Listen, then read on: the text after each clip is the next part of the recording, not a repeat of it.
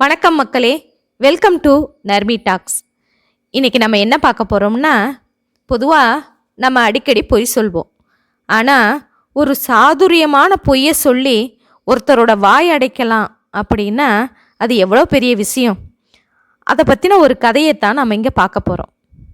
அங்கதேச மன்னன் அங்கதன் ஒரு மாதிரியான கோமாளி மனப்பான்மை படைத்தவன். எப்போது பார்த்தாலும் ஏடாகூடமாக ஏதாவது செய்வான், பேசுவான், வினோதமான போட்டிகளை எல்லாம் வைப்பான். அந்த போட்டிகளில் தேர்ச்சி பெற்றவர்களுக்கு பரிசுகள் அளிப்பதாகவும் அறிவிப்பான். மன்னன் ஒரு மாதிரியான குணம் படைத்தவனாக இருந்தாலும் நல்ல மனம் படைத்தவன். குடிமக்களுக்கு நன்மையே செய்ய வேண்டும் என்று நினைப்பவன். குடிமக்களுக்கு எந்தவித குறையும் வராமல் நன்றாக பார்த்து கொண்டான். அதனால் மக்களுக்கு அவன் மீது எந்தவிதமான அதிருப்தியும் ஏற்படவில்லை. மன்னனின் கோமாளித்தனத்தை கண்டு மக்கள் ரசித்தார்களே தவிர அவன் மீது எந்தவிதமான கோபமும் கொள்ளவில்லை. ஒரு தடவை மன்னன் அங்கதன் வினோதமான போட்டி ஒன்றை வைத்தான். நம்பக்கூடிய விதத்தில் யாரும் இதற்கு முன் சொல்லாத ஒரு பொய்யை சொல்ல வேண்டும். சரியான ஒரு பொய்யை சொன்னவனுக்கு 1000 பொன் பரிசளிக்கப்படும் என்று அறிவித்தான். 1000 பொன் பரிசை பெறும் நோக்கத்தில் அன்றாடம் உள்நாட்டிலிருந்தும் வெளிநாடுகளிலிருந்தும் பலர் வந்து மிகவும் வினோதமாக பல பொய்களை எல்லாம் சாமர்த்தியமாக சொன்னார்கள். ஆனால் மன்னன் அங்கதன் அவர்கள் சொன்னதையெல்லாம் சாமர்த்தியமான பொய் என்று ஏற்றுக்கொள்ளவில்லை. இது மிகவும் சாதாரணமான பொய், இதற்கெல்லாம் பரிசு கொடுக்க முடியாது என்று தட்டி கழித்து விட்டிருந்தான். இவ்வாறு காலம் கடந்து கொண்டிருந்தது. பொய் சொல்வதற்காக யார் வந்தாலும் ஏதாவது காரணம் சொல்லி அதை மன்னன் தட்டி கொளுத்தி கொண்டே இருந்ததால் எல்லோருக்குமே அந்த பொய் சொல்லும் போட்டியில் ஆர்வமில்லாமல் போய்விட்டது. ஆகவே பொய் சொல்ல வருவோர்களின் தொகை குறைந்து விட்டது. ஒரு நாள் ஒரு இளைஞன் அரண்மனைக்கு வந்து அரச சபையில் பிரவேசித்தான். அவனை பார்த்தால் பைத்தியக்காரனோ பிச்சைக்காரனோ என்று எண்ணும்படியாக அவன் தோற்றம் இருந்தது. கிழிந்த உடையை அணிந்திருந்தான். உடம்பெல்லாம் அழுக்கு படிந்திருந்தது. அவனை கண்டு அலட்சியமாக சிரித்த மன்னன், பொய் சொல்லும் போட்டியில் கலந்து கொள்வதற்காக வந்திருக்கின்றாயா என்று கேட்டான். அந்த இளைஞனோ கோபாவேசம் கொண்டவனாக உரத்த குரலில், உம்முடைய பைத்தியக்காரத்தனமான போட்டியில் நான் கலந்து கொள்ள வரவில்லை. உம்முடைய ஒழுக்கக்கேடான செயலை சபையில் அம்பலப்படுத்தி சபையினரிடம் நீதி கேட்பதற்காக வந்திருக்கின்றேன் என்று கோபமாக கூறினான். அவன் பேச்சை கேட்டு அதிர்ச்சியடைந்த மன்னன், நான் ஒழுக்கக்கேடான செயலில் ஈடுபட்டேனா? என்ன சொல்லுகின்றாய்? தெளிவாகச் சொல் என்று கூச்சலிட்டான். நேற்றிரவு நானும் என்னுடைய மனைவியும் இந்த ஊரில் இருக்கிற ஒரு சத்திரத்திலே படுத்து உறங்கிக் கொண்டிருந்தோம். அப்போது நகர்வலம் வருவதாக கூறிக்கொண்டு வந்த நீர் என் மனைவியிடம் தகாத முறையில் நடந்து அவளை மானபங்கப்படுத்த முயன்றீர்கள். நான் மிகவும் போராடி ஊர் மக்களை திரட்டி அவர்கள் துணையுடன் உம்மை விரட்டிவிட்டேன்.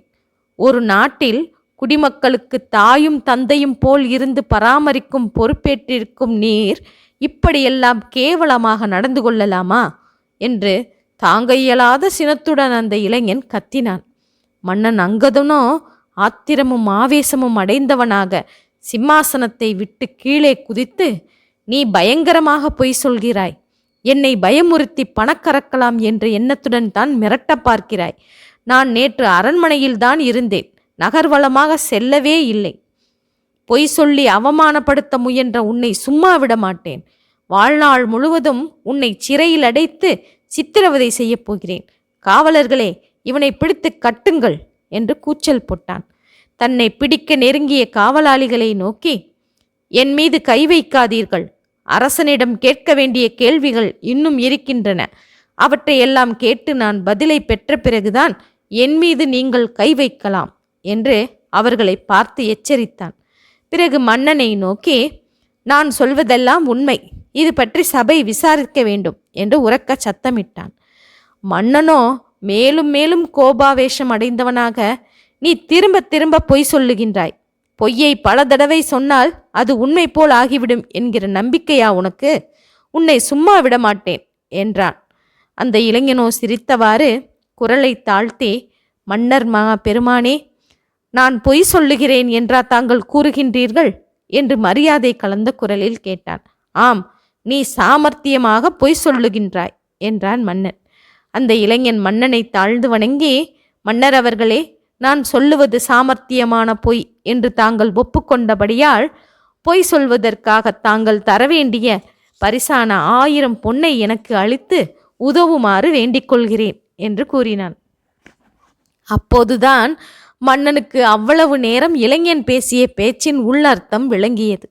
சாமர்த்தியமாக ஒரு பொய் சொல்வதற்காக அந்த இளைஞன் ஒரு நாடகத்தையே நடத்தி மன்னனையும் அரச சபையையும் பிரமிப்பில் ஆழ்த்திவிட்டான். அந்த இளைஞன் மன்னனை அடிபணிந்து வணங்கி, மன்னர் அவர்களே, தங்களுடைய உயர்ந்த பண்புக்கு ஊறு விளைவிக்கும் விதத்தில் பொய்யான ஒரு நாடகம் ஆடியதற்காக என்னை மன்னியுங்கள். நான் சொன்ன விஷயத்தில் கொஞ்சம் கூட உண்மை இல்லை. சாமர்த்தியமாக பொய் சொல்லி தங்களுடைய போட்டியில் வெற்றி பெற வேண்டும் என்பதற்காகத்தான் இப்படி செய்துவிட்டேன். என்னை பற்றி தவறாக எண்ணாமல் மன்னித்து அருள வேண்டும் என்று கேட்டுக்கொண்டான். அவனுடைய சாதுரியமான பேச்சைக் கண்டு மகிழ்ச்சி அடைந்த மன்னன் அவனுக்கு 1000 பொன்னை பரிசளித்ததுடன் நல்ல ஆடை அணிகலன்களையும் அன்பளிப்பாக தந்து அவனை அனுப்பி வைத்தான். ஏனெனில் அவன் பிச்சைக்காரன் போல, பைத்தியக்காரன் போல உடை அணிந்திருந்தான் அல்லவா? அதனால் அவனை சிறப்பிப்பதற்காக நல்ல ஆடை அணிகலன்களையும் அன்பளிப்பாக தந்து அனுப்பி வைத்தான். ஓகே மக்களே, சாதுரியமான பொய்யை பற்றிய கதையை பார்த்தோம் அல்லவா?